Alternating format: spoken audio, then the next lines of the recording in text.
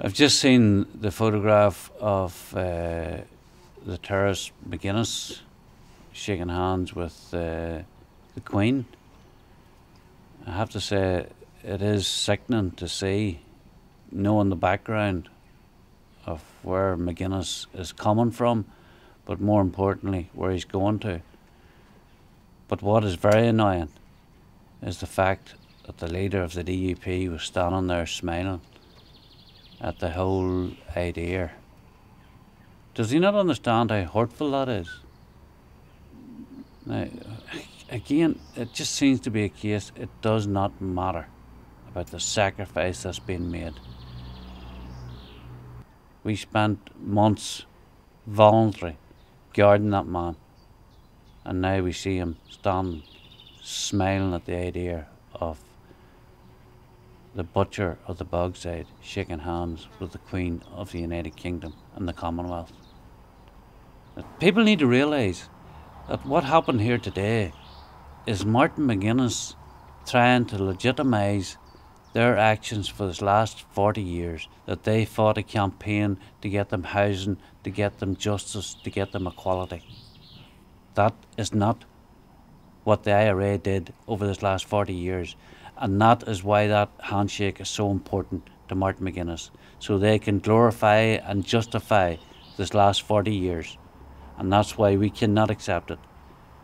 We cannot accept the fact that Martin McGuinness thinks that he now has legitimised the actions of the IRA by shaking the hand of the Queen. The reality is their actions was wrong, it was brutal, and it was futile. We have to send that message out, because if we don't, heaven help our next generation and where they're coming from, because they will say, if Martin McGuinness can do that over housing, what can we do over the mother of our people? Because you can never justify or glorify terrorism the way they are attempting to. And that's exactly what's going on here. And I would ask Peter Robinson and them to take a step back and look at this from where we're coming from. They are trying to legitimise their terrorist campaign for the last 40 years. The Shankill Road bombings, the Kings Mills massacre, the Darkday massacres, the T-Ban massacres. The list is endless. And that handshake to the Republicans is legitimising their actions. That's where we're coming from. And that's what Martin McGuinness and Peter Robinson and them are achieving today, legitimising the actions of a terrorist organisation. We cannot and will not accept that, because heaven forbid if we do. If we do, we are sending a message to the next generation. That is why this needs to be challenged, because terrorism can never be justified or glorified. And that's where Sinn Féin is coming from. How more clear can we make that? That's what this is all about. The glorification of our butchers' campaign that they want to romanticise and glorify. Well, not in our name, that's for sure. People need to realise, and this is where we're coming from. In 3 years' time, you're going to have 3-4 years, whatever it is, you're going to have the commemoration of the 1916. Now, the 1916, they actually got beat, the same as they did in this campaign.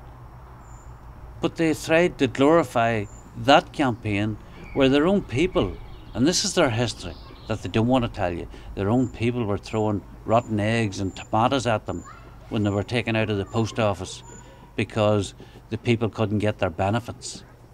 That's the history they don't want you to know about the 1916. But where do you see what you'll have to put up with? Come 2016, they would glorify and justify a failed campaign. And that is why they have to write this history. What they're doing is trying to glorify the actions of the IRA. A butcher's campaign that failed. The IRA were defeated, were beat. Be under no illusion about that. And people can say that the IRA could never be beat, or the IRA couldn't. The IRA was beat. And what are we doing now? We're allowing them to write the history so the next generation will pick up where they left off. If you glorify and justify a terrorist campaign, what do you expect to happen in the future? I would ask you to stand back and take a look at this from a common sense perspective. Remove yourself out of the equation and just say, if somebody carried out a terrorist campaign and at the end of it they're brought forward to shake the hand of the Queen of the United Kingdom and we have the First Minister standing there smiling, how can they not sell that as some campaign that they gloriously fought as freedom fighters? Of course they will. But the reality is they were not freedom fighters. They were terrorists. They still are terrorists. They need to justify what has happened. And that's what these handshakes and things are all about. It's about them presenting history. Now look the way they presented history to do with the 1916, a failed campaign where their own people actually threw rotten eggs at them and tomatoes and attacked them when the British were bringing them from the post office to the jails. The people only have to sit down, and it's something our people don't do, sit down and look at your history. The Republicans have tried to glorify and justify right back to the flight of the Earls, where somehow they're trying to put them down as the great defenders of Ireland. The reality is they ran. They got on their boats and they ran. But they ran out of water and they had to come back. And their own people stoned them, wouldn't let them out of the boats. But that's not their IRA's history. Their history is completely distorted. And I'm asking you now, stop this distortion. Stop these myths and these lies being told, because that is the only way we're going to have a genuine peace in this country. Tell the truth. Let Willie Fraser and let other people go into the background and be silent. Well, no need for us. If people will come forward and allow the truth to be told, but we will not sit back and let history be rewritten by people that create nothing but myths, because that's what Irish history is. It's a few gnomes and a few pints of Guinness, and when you go further back to the potato famine, you know, even the potato famine, again, the history of that is completely distorted. And I say right back to the flight of the Earls, Republicans have completely distorted the history of Ireland. Like, they don't tell you the only time that Ireland was ever united was under British rule. It is one of the things they seem to forget. The biggest mistake we're making here today is we are glorifying, and I say we, I mean our politicians and the bureaucrats are glorifying the actions of the IRA.